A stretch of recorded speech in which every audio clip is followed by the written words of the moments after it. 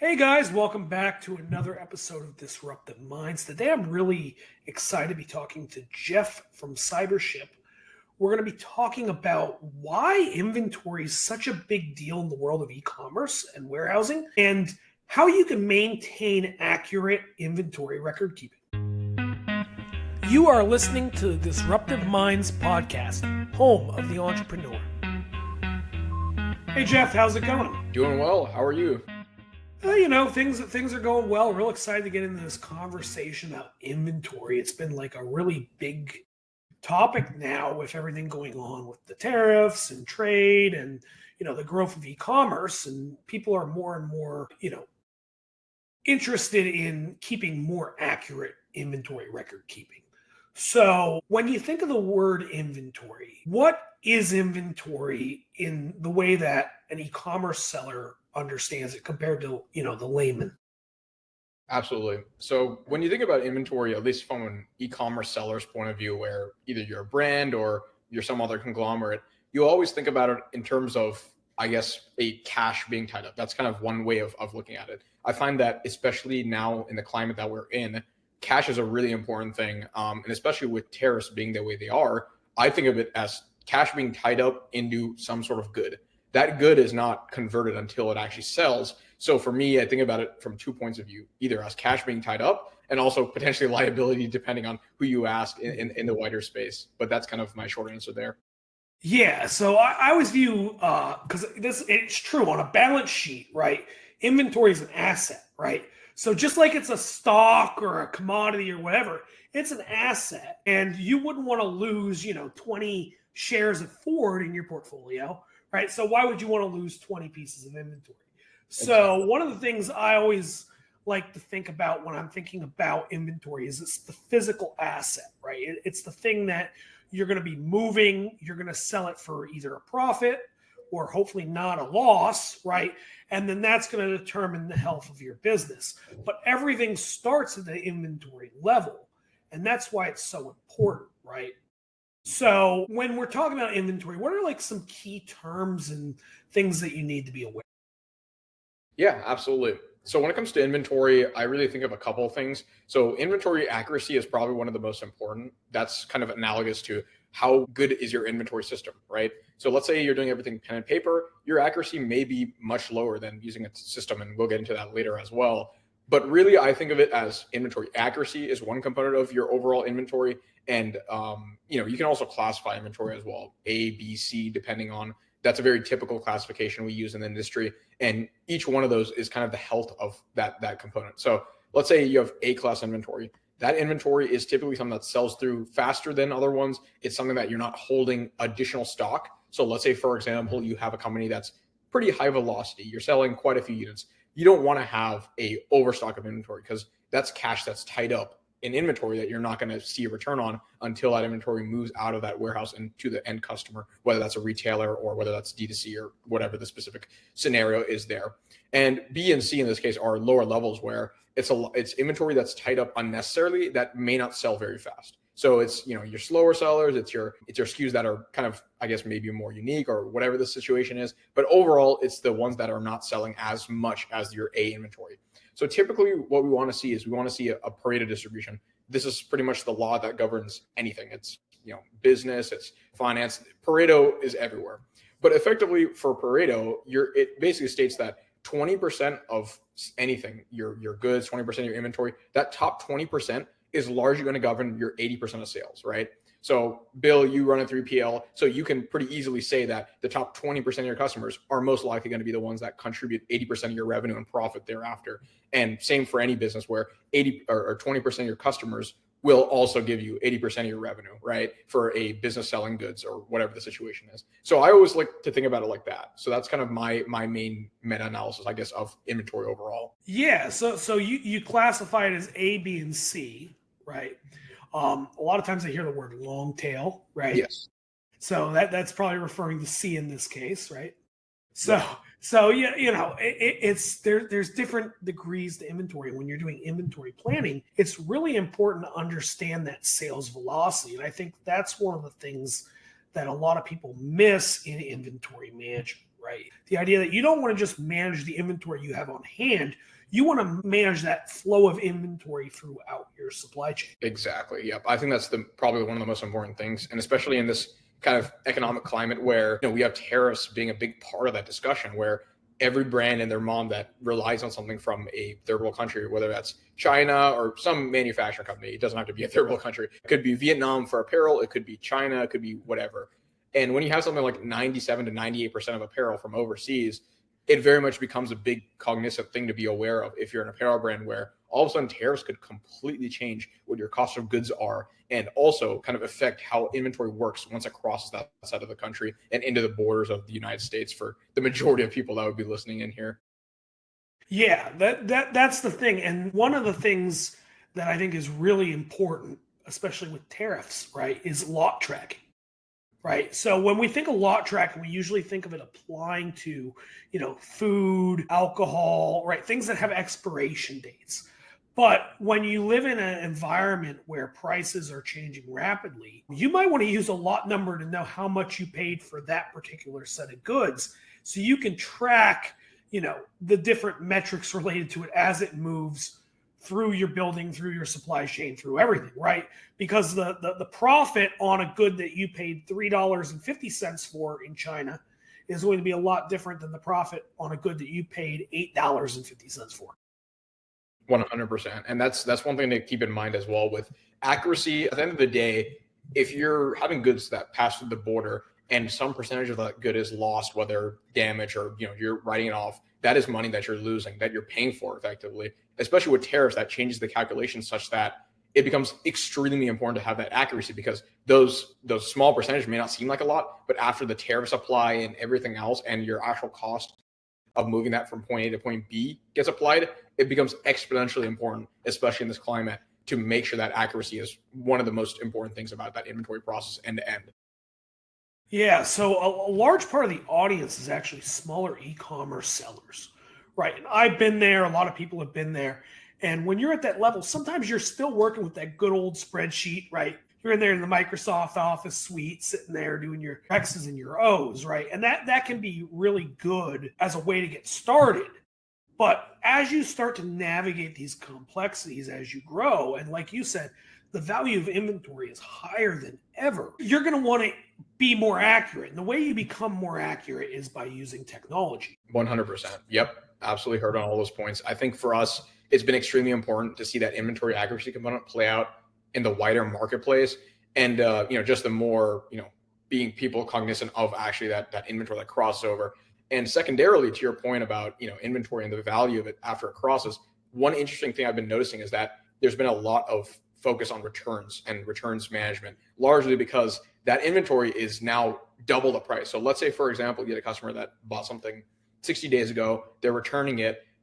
Keeping track of that inventory, and if it's something that you can sell to somebody else, is now even more valuable than ever, because now that could have technically doubled in price now because of these tariffs. So if you had a product that, going back to your example of $3.50, and you're selling it for, let's say, $30 here in the US, now that $30 is now increasingly more important, because now if somebody returns it, that's basically money you're getting back. And assuming it's in sellable condition, you have an incentive to be as analogous and as basically, coercive about that inventory as possible, where you need to have good tracking in place to make sure that inventory returns. So that's even another component of this inventory equation that I think a lot of people don't look at as returns as a profit center, rather than just purely being something where, oh, somebody's returning it, it's probably unsellable, we can't do anything with it, so on and so forth. Yeah, one of the big things we talked about on the channel a little while ago was we had an interview with Two Boxes, and we were talking about how return fraud is like way up. And I don't think that a lot of people that are not e-commerce sellers actually understand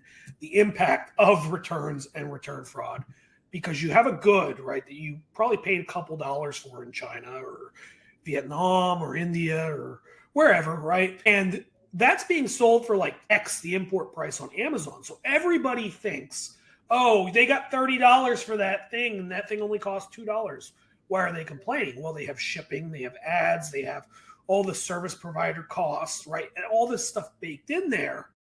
So what actually ends up happening when you have a return is you have the cost of the good that you lose, the outbound shipping that you lose, and the return shipping that you lose, right? So what I think is really interesting and what we're talking about today is the idea that now with higher tariffs, right, it might actually make sense to get some of that inventory back, because instead of it costing you 3x to get it back now, it might only cost 1.5x. Yep, exactly. Yep, that's a really important component, and I've seen a lot of focus on that topic specifically with a lot of the RFPs and just generally people coming to us that higher focus on returns. Because in the past, it may have not been the case that returns makes a lot of percentage. I mean, it just doesn't make sense. But in this climate, I think it makes a lot more sense, and especially we've been seeing a lot more focus. And I think Bill, you probably have as well, right?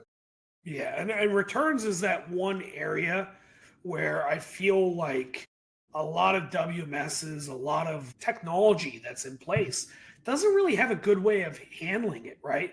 Because you see the good old RMA system where somebody cuts a slip out and they put it in the box, but nobody's doing that. Like, when was the last time in practice you actually got the good back and they filled out the little form and they put the little slip in there where they're supposed to? It almost never happens. So, companies that are forward thinking, especially in the WMS space, are building tools that make it easier to handle returns. And that's becoming more and more of a focus in the space that I've seen more recently, where it used to be something that was more of an afterthought, something that was more ignored, right? As a 3PL, you used to not want to touch them at all, but now it's kind of like you got to do it or you're not going to win the business, right? So your returns are definitely like a big thing that's becoming an even bigger thing. Exactly. Yep. I definitely think that focus has been super important. And even for us internally, we've been having discussions about what are the next big features we want to roll out as part of our WMS experience. And that focus has very much been on like returns management, and the technology behind that has been ultra important in going into these discussions, where we're getting more and more people every single day that are cropping up saying, how do you guys work? Like, what's the workflow like for returns? And that ties back in with your inventory accuracy, where if you have a streamlined process, that all of a sudden becomes an asset rather than a liability. And that's the big change that we've been seeing a lot of as well. So we've talked a lot about returns, but I want to get back to the whole conversation around inventory and inventory record keeping and forecasting and all that. And we keep talking about WMSs. And I want to know, why is the WMS the most important tool for this record keeping and this source of truth? 100%. Yeah. So WMS has really come in to me as the operating system for a warehouse, right? So if we talk about WMS being super important, the main prerequisite is that it's being used in a way where inventory is like your main goal, right? So let's say, for example, you use spreadsheets. One thing about spreadsheets that are nice is that it's very open-ended. It's very flexible. You can theoretically do pretty much anything you need to in a spreadsheet. But the issue is that when it comes to processes, this is exactly where we see the disconnect between why is a WMS powerful? Like, why would I buy a WMS? Why would I go out and spend so much money on it? The number one thing we see that is a value add for the WMS compared to like a spreadsheet operating system is that you get so much more visibility around how that inventory is being managed. What I mean more specifically is you see what channels does that inventory exist on? Where exactly in the warehouse is that inventory? And then another whole concept about this is going back to the inventory accuracy component is cycle counting that inventory. Not saying that everybody has warehouses where things go missing, but it is definitely an existential component of running a warehouse, where if you don't have that inventory cycle counted in a regular interval, once a week, once a quarter, whatever the specific scenario is, and your 3PL is not doing that, if your inventory is missing in a warehouse, you want to make sure that you have somewhere to kind of put that back in. You never know. Sometimes inventory goes missing and it's somewhere else where nobody ever, transferred it for the right bin or whatever the specific scenario is. But mainly the main component that a lot of people miss out on is not having that system in place where you can stock a product on a mobile app, or being able to actually recover that inventory is one thing I see a lot of people struggle with, where they will find the inventory, but it never actually goes back into the system. And all of a sudden you have bad information, where, we have this very basic concept in data. When we think about data, we call it garbage in, garbage out, where if there's something where you guys are not implementing a process and your company or whatever you're managing is not implementing the correct process, whether it's having an SOP around inventory gets found, you either need to report to your manager, you need to report whoever. That number one process is probably the biggest place that we see that disconnect, where spreadsheet systems do well in a lot of different areas, and we've already covered kind of why that's powerful in some areas. But at the same time, if you don't have a place to implement that in the visibility component, where you can say, so-and-so restocked this inventory from this location and it was noted as recovered or found or whatever, then that component being missing is a real big drag, because all of a sudden you have everything in place, but you don't actually know that inventory is back. Do you get what I mean? That's kind of the main focus that I see with a lot of these accuracy. Yeah, the thing that I think you're getting at there, and one of the things that I always like to think about is when I'm looking at my tech stack, it's never perfect, right? There's always gaps, and you got to know where your gaps are. And for a lot of people, it is inventory being misplaced, right? It's going to happen when you have a 300,000 square foot building. You don't tell me it doesn't happen, right? Like, the frequency can be pretty low, but it's never zero, right? And like one of the things that I see is that it does usually occur in cycle counting, right? Because cycle counting is one of those things that's both a technological process, but it's also a very manual process. There's, as far as I'm concerned, there's not a software program that's going to count 553 inserts. So that combination of human and machine is an area that you probably should be aware of. It could be a weak spot in your technology and your tech stack. And a lot of times, you can fix some of this stuff with technology, you can fix some of this stuff with training, but being aware of where that gap is really the secret to, nailing down inventory accuracy and getting it stronger. One of the tips that I like to give people is that a lot of times the inventory going missing or being misplaced or issues or, inventory being off is often not caused by your locations and your cycle counting. It's caused by the things that are not being cycle counted, right? Those areas that are supposed to be empty that don't show up on the cycle count report, right? The bin that's supposed to have been empty for 3 months, right? These are usually the blind spots because they're not showing up in your cycle count report, right? So when you know these sorts of things, that's when you act, and that's when you fix them, and that's when you create other processes and systems. Because like you said, garbage in, garbage out. If you zeroed that bin 3 months ago, it's still zero. Exactly. And nobody gets eyes on that until it's too late, where already this product is out of stock or whatever it is. It's too late to find that. And that's why I think it's really interesting where we've developed a system in place where you can go on your mobile device with the Cybership app, presuming that you have the WMS as part of the deal there, and you're able to do a cycle count on demand. Managers are able to set up cycle counts for their employees. They're able to set it up so that it's really two components, right? There needs to be a process in place, like an SOP, because it depends how you use the system. You might have all the tools at your disposal, and this is a whole other topic of discussion, but there's been a lot. I was just talking to one of my good friends, and we were just having a discussion about how many people buy these WMSs and they set them up and they get all the bells and whistles, but they don't actually fundamentally utilize them in the ways that are powerful enough. And I'm sure, Bill, you're smiling right now, so I know for a fact you get this a lot, but it is so important to actually utilize that scenario there, and especially having a great support team behind that, where you're able to talk to them and set up a call and say, listen, here's our scenario. We have the Cybership cycle count feature, but we don't know how we would want to use that as part of your process. I think it's super important for a lot of these like traditional, more streamlined WMSs where like us, where you actually work with a team on figuring out, whether it's our team or our developers or whoever, to figure out what that process needs to look like for you guys. Because at the end of the day, a feature is just a feature. It's how you use that feature that is so critically important to a lot of these different processes. Well, see, that's the key to WMSs, right? And this is something that I've had conversations with other people that have started a WMS. I've had conversations with consultants that have worked with different companies. And one of the big things I see is people that go out, they go get like this big fancy system, and they don't actually know how to use it, right? And half this thing is science and half this thing is art, right? If you don't know how to actually use the tool, you're not going to be successful with it, right? It's like if you were a construction worker who didn't know how to use a tape measure, right? So it's a two-part thing. One, you want to make sure you're training your people and that they understand how to use the technology and that you're receiving training and updates from your provider, right? But number two is you want to choose a system that's right for you, right? Not every WMS is the right fit for every type of customer.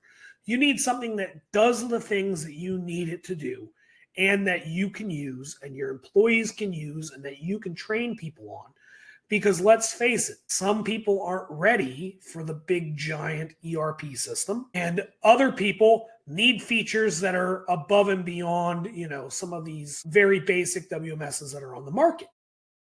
And that's why I think every business has a different kind of need when it comes to their tech stack.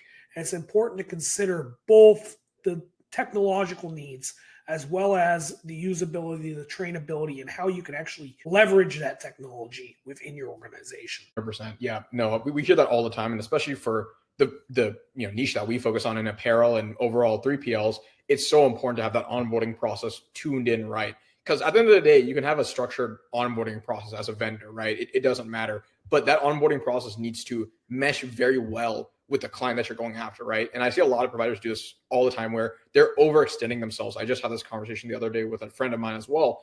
And we were talking about how so many of these WMS companies say so many things about how we can do this, we can do that, we can do a whole host of different things. But they always neglect to read out is, do they want to extend themselves to now encapsulate this whole other operating procedure that they would not do otherwise? I think it's ultra important to have a focus and really do well at that focus, because in the market, as crowded as WMSs are, there's 101 different WMSs out there, and they all do great in some areas and they don't do great in others. And it's really up to the vendor, first of all, to be very, to be on it and be like, we do this extremely well, and very narrow this down and say, we do this really well. And if there's a customer saying that we, that wants so-and-so, they're automatically disqualified out of our qualification process. I think that's something that we ourselves have had to learn the hard way, where it's something where it's awesome to go after the whole market. And if you're able and capable, like these bigger WMS companies are, awesome, go after the whole market.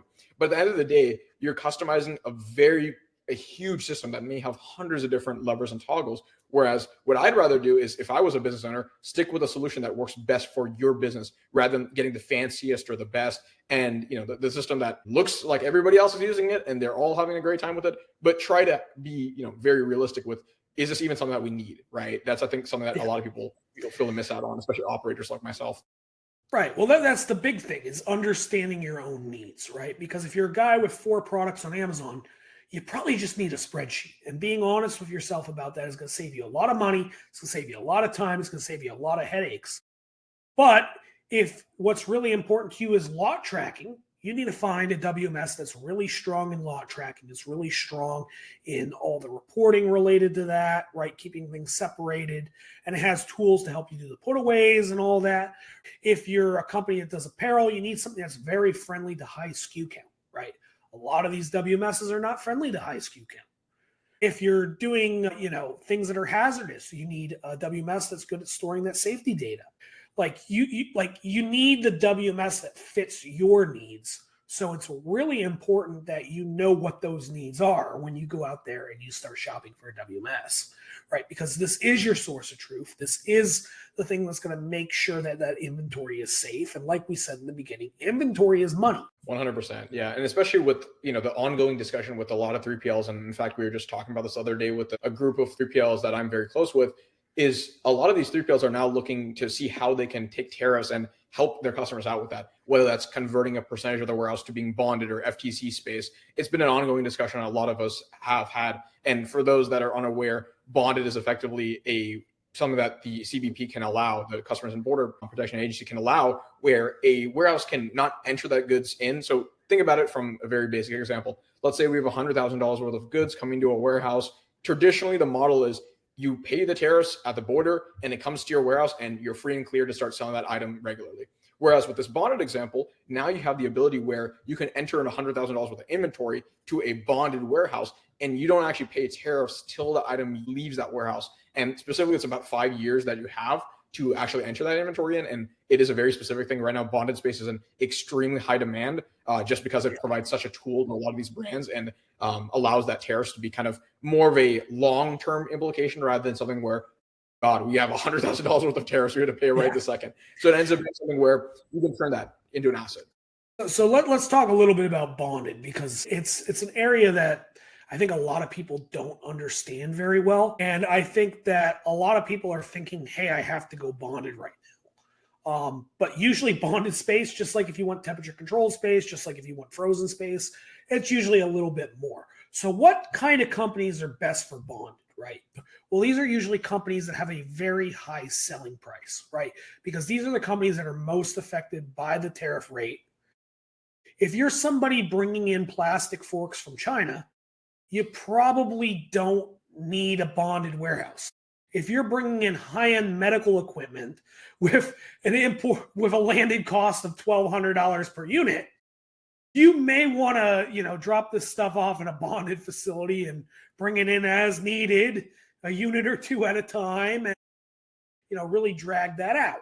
So depending on your use case, it can be a great tool, but it's one of those things you want to be aware that it's better suited for some types of goods as others. Another thing to consider is if you have goods that expire, right? If you have goods that usually expire, having them sit around for a year or two just to defer the tariff can sometimes lead to, unwanted spoilage because maybe you just don't have the money to get them out of bonding in, a couple months, couple years, right? So it's one of those things where I caution people to think about it. It can be a great tool. Like I said, if you sell luxury goods, you sell specialized equipment, you sell parts with high-end, prices, instruments, medical devices, it can be a great tool and it's something you should be looking into. But I just caution the average Amazon seller selling phone cases to, think twice before you think I have to go get a bonded warehouse. Yeah, I think that's super important not to get caught up in the hype. I see a lot of e-commerce brands where it's great to be aware of things, but at the same time, you need to be very cognizant of why it's important and when to use it or not to, because especially being in this space, everything's a cycle. It's a hype cycle for everything, right? You see bonded come and go. There'll be a next thing sooner or later to come and go as well. But it's really important to be focused on what's important for your specific brand rather than getting caught in the hype of bonded is going to be the game changer. It's going to allow us to figure it out. It absolutely could. It could have an impact like that. But it's very important to be cognizant of, does it actually impact my business and move the needle for me specifically as a brand? Right. Yeah, and that's a big one, is understanding why you're doing what you're doing, right? Because a lot of people do things on emotion. So like right now, one of the things I see all the time on the internet, it's been driving me nuts, is I just increased my prices 30%, thanks tariffs. And it sounds obvious, right? Like increase your prices because you're going to be paying more for the next batch. But then you kind of stop and you think about game theory, right? And the prisoner's dilemma, right? Like if you move your prices up and your competitor stays the same, they eat your lunch. They take your entire market share, right? And it becomes a problem. And the thing is, this is not a new thing, right? Like people think that this whole tariff thing is this like once in a lifetime thing. We saw it in 2015 at a lower rate, but it was still effective, right? People were still raising prices and there were winners and losers. We seen it during COVID, right? When a shipping container was literally $30,000 to bring across the water, those goods cost more landed than, some of these tariff fees even are. So we've seen again and again how this plays out in the competitive marketplace. Are prices going to go up? Yes, they're going to have to, right? If you pay more, you're going to have to sell it for more. But the idea of just pulling a hairpin trigger on emotions, right, rather than actually analyzing the market, doing the research on your margins, right, trying to actually figure out what that next shipment's going to cost. Those are the intelligent ways to go about this, because you have competitors that are rational actors and you have competitors that are irrational actors. And you have to be a rational actor in order to succeed in this environment. Yeah, I think the most interesting ones that I've seen as a result of the tariffs are the folks that are taking that by the horns and making it part of their marketing as well, where it's like all these other competitors, they're all raising their prices. For us, we're slashing our prices actually as a result of kind of using it as a line, which has been extremely interesting. The whole Ford thing, yeah. And that's the thing, is if you just let your emotions take control, those are the kind of people that are going to eat your lunch, because they'll take the hit for 3 months, take half your customers, and then you'll be looking back 3 months later going, the tariffs put me out of business. Yep. Well, actually, your competitor deciding that they were going to lower prices while everyone else raised prices put you out of business, right? So I'm curious how this goes. Like I said, I've seen a few cycles of this, and usually what it does is it causes disruption. Things kind of go crazy for 3 to 4 months, and then things usually level out at a higher price. I wonder where it's going to end up, but my lesson would be use math, Look at what your competitors are doing. Stop and think before you act. Don't just rush recklessly out there, because that's what determines the winners and the losers when there's a shakeup like this. And this can actually be an opportunity for some people. 100%. I think once again, it comes down to being level-headed, having a good approach to it. It seems like everything's up in the air, which it is in a lot of ways, but at the same time, being level-headed about you, your product, and your margin is so important at the stage where you're going to have irrational actors and they're going to be acting in whatever ways that they think are the right things for them. But the ones that are the most level-headed are going to be the ones that come out of this much better than they went in. And they're going to take this as an asset and an opportunity to improve their overall product, margin, and everything associated there. Because who really knows at the end of the day? A lot of things are up in the air right now. And I think it's so important not to get caught up in the news cycle and not to get caught up in the zeitgeist. A lot of the best operators that I know saw this coming from a mile away. And I wish, we started that process of bonding and looked at that more holistically previous to the tariffs, but unfortunately, foresight was not on my side, and I wasn't super aware about how that process works until very recently, where it's become part of it. And instead of joining the gold rush, you want to keep in mind, is that something that's going to be long-term as a consequence? Because setting up bonded warehouses is a process and a half. And especially one big thing is that if tariffs end up leveling off, then that bonded facility that you just went out and spent money on might be just useless. So it just really depends and comes down to what ends up happening, which is very hard to gauge, but yeah, for sure. Yeah, if you go and you dedicate 80,000 square feet of your space to bonded, and 2 years from now you can't fill it, But I did want to talk about the one bright side, because we're talking about inventory today. And you mentioned it in the beginning. You got that B inventory and you got that C inventory. So what happens when there's tariffs? Yeah, the way we see it for us is like, just like you mentioned, long tail, right? Long tail inventory is really interesting. So for the B and C inventory, we see it a lot in a lot of ways where people look at it as a liability. They see it as something where it's like, we have these B's and C's that are not selling as fast as our A's are. But for me, I see that as an opportunity, because a lot of times, and this is very high level for the brands that we work with, so it may not apply to your specific brand, but we see that the B's and C's, although might be slower sellers, they end up usually providing a lot more margin because they sell less, sure, but the customers that are interested in that are willing to pay a premium, which is, I think, is the most important part about B and C inventory. So I look at it as something that's part of your toolkit, right? What can you do to incentivize more of those B's and C's, right?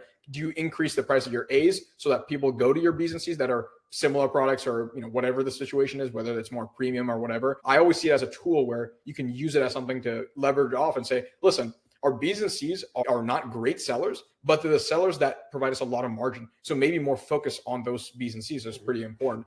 And it is important to keep in mind that you don't want to tie up a ton of cash in your B's and C's, but it is a tool at the end of the day. And if used properly, it can absolutely accelerate your profitability and also your margin. And if other competitors are only focused on those A sellers, then you're always going to be in a scenario where you're at a disadvantage, or you're at an advantage, because you have a bigger product catalog that hits those B's and C's really well, so that the customers that would have been neglected on the other competitor now have an ability to buy your B's and C's at a price that they think is more premium, but will serve their needs better at the end of the day.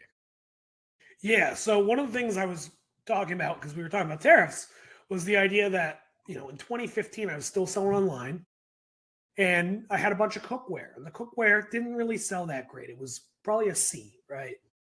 But when the tariffs hit, I had all that inventory sitting.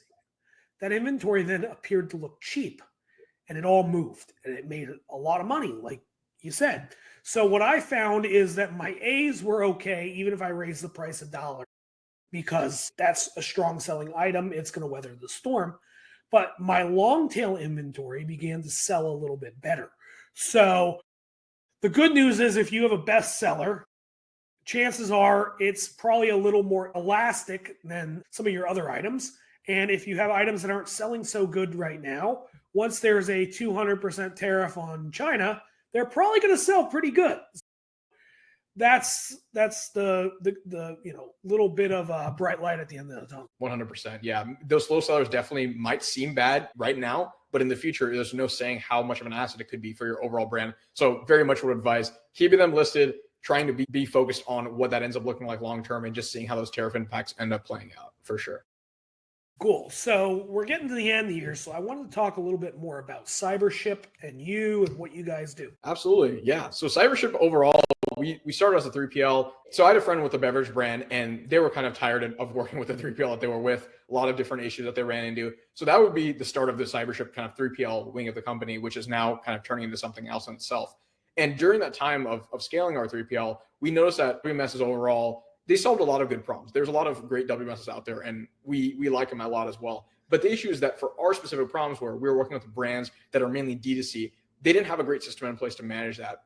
And what we found is that it seems to be a pretty big problem where there are apparel brands, and there are brands out there overall that have these great companies built on, potentially an ability to stay profitable during this tariff impact. But a lot of people are not considering that they can fulfill a lot of those orders themselves. And it really is not super complicated to run your own operations in-house. The main issue that comes up, if you have dozens of brands, that's the place where you see a lot of complexity. And especially as a 3PL owner, Bill, I know you would know this, but the complexity goes up exponentially with the amount of clients you have. And the main hard part about running 3PL, I would say, is keeping everybody's brand's expectations specific, right? So if you have brand A and they want things done a certain way, they want this insert being put in a custom mailer, whatever it is, that is the complicated part about running a 3PL, in my opinion. And what I would say for a lot of these brands is look at running your own operations yourselves. Just look at it as a reasonable thing. It's not hard to run your own operations, to be honest. It's just you need the right support, you need the right playbook in place, and you need to understand that you can turn your operations into a profit center for a lot of companies. And instead of looking at 3PL as the only way, for a lot of these apparel brands, 3PLs aren't a great fit for you long term just because of the amount of SKUs and the amount of complexity involved. You might have 10 different designs, but now you have 60 different in total variants and different SKUs because they're all 6 different sizes of each SKU.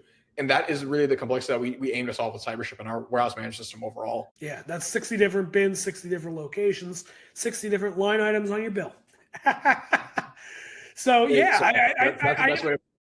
I know we're here to talk about your WMS, but I did want to put a little plug in there for the smaller family-owned, 1 or 2 location 3PLs, and say that what Jeff is describing here is a rare thing, right? So you all know about the big 3PLs and all that. A lot of them have very strict, very standardized processes, and a lot of the smaller 3PLs are able to handle more custom, more niche kind of requests. And when you're a brand, that's something you may want to think about is, are you looking for somebody that, the name of the guy running the company and they're going to, put your nice fancy tape on there? Or do you want to go for, the big scalable solution that can help you be a multinational corporation, right? So there's a fit for everybody when it comes to 3PL, just like there is with software. And the complexities a lot of times are able to be solved by smaller or targeted 3PLs. Exactly. Yep. I think that's a super important thing that a lot of people should look at as a holistic thing, rather than we get this X, Y, and Z with going with one of the Bobs or the Monks of the world, rather than looking at a bespoke, boutique 3PL that only takes on a subset. Like, let's say, for example, an apparel 3PL, they're going to serve your needs enormously better. And sure, the price might not be as much as you would want to pay, but you're going to get a better experience overall. And, I say this all the time, but that customer support and that satisfaction goes up dramatically, even if you're paying a 5 to 10% differential in pick and pack rates and everything like that. There's always going to be a secret way that these 3PLs, whether it's marking up labels or charging other accessorial fees, that they're going to make their money back regardless. So it is being really important to just see that fit, see if it's somebody that you can get their name for. And of course, there's obviously scenarios where you may outgrow that 3PL. You want to find a good partner for the place that you're at, which right now, if you're a smaller brand, you need to be realistic that you most likely want to go with a smaller 3PL that's going to serve your needs so much better than a bigger company. And when you guys get to that point, have that discussion, have that RFP, have that, use Bill's platform, Miraclify, and find that better fit when you're ready for it. But just keep in mind that it makes a lot of sense for most smaller brands to work with a more bespoke 3PL. Yeah, I saw this on LinkedIn on the other day, and I'm going to steal it. I'm sorry, I forget who said it, but somebody said the best 3PL is the cheapest 3PL. And what they meant was not price, right? It's the 3PL that gets you what you need, right, for a reasonable rate that minimizes the amount of problems you have, right? Because problems are expensive. So the best 3PL for you is the one that is the cheapest, right? Whether that's price or lack of problems or customer satisfaction, and really taking that holistic view in to find what's the best fit. 100%. Absolutely. Cool. So, any parting thoughts before we get off the call? Just stay safe out there, guys. It is important in this tariff climate, but things will come to pass at the end of the day. Everything's gonna work out at the end, and I think a lot of people are very up in arms about these tariffs, and I dare very much think that level-headed approach, where just being realistic with what's going to happen, is going to be something that ends up impacting long term. Absolutely, nobody's saying it's not, but try to get out of the short-term mindset and try to think more long-term about the kind of long tail thinking there. I think is really important as well. So that's kind of my main parting thoughts, I would say. Awesome. Well, it was great having you, Jeff. I'm going to put some links to Cybership, some resources, and you guys can check out Jeff Annaraj on LinkedIn. He's very active. Thank you for checking out this episode of Disruptive Minds.